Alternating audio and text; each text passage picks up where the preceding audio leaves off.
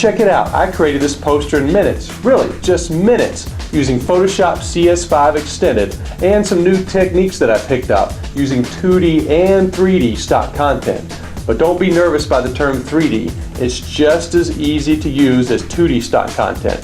Let me show you 3 tips and tricks and how I created this poster. Let's get started. For this video, I'm creating this video game poster using Photoshop's new CS5 Extended and a free 3D plugin. However, you can use most of these techniques within CS4 Extended as well. So for this poster, I want to create a gritty art style and pose good versus evil. I searched for a gritty back alleyway for the background, which I found on a common stock photo site. Now, in the same way I found this background image, I searched for 3D content using the free 3D plugin. I can search for over 16,000 3D models like furniture, plants, vehicles, anything using this plugin. Most of the models from 3D are free. Here I search for and find Big Bad Blue, who is my villain, then import him into my canvas. I adjust Big Bad Blue to the angle I need within Photoshop. This is the advantage of 3D, as you can rotate your 3D model to the angle you want. This is impossible for 2D images. We also call this editing within Photoshop a virtual photo shoot.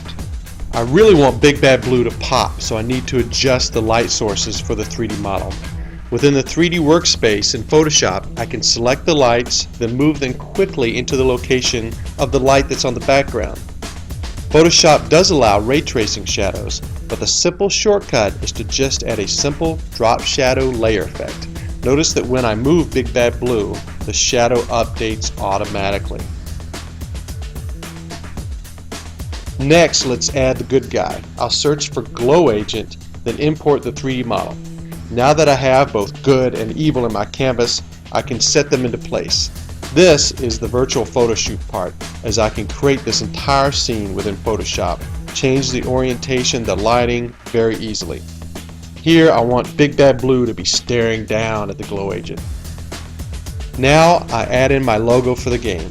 I put it into place. This logo is obviously a 2D image. I also want to add some 3D text. It's also very easy to turn simple text into 3D text with a new repose feature within CS5 Extended. Then can edit the 3D effects of the text by using some of the options within the repose menu. Very simple. Lastly, I want to make some quick adjustments to the 3D model itself. Lucky for me, I can do that within Photoshop, and I don't have to edit it in the original 3D modeling application. I wanted to add a reflection map of the glass helmet on our hero, and I will use the background image as the map. I also wanted to change the color slightly of the glass to better match the character itself. By changing the diffuse color, I can quickly do this.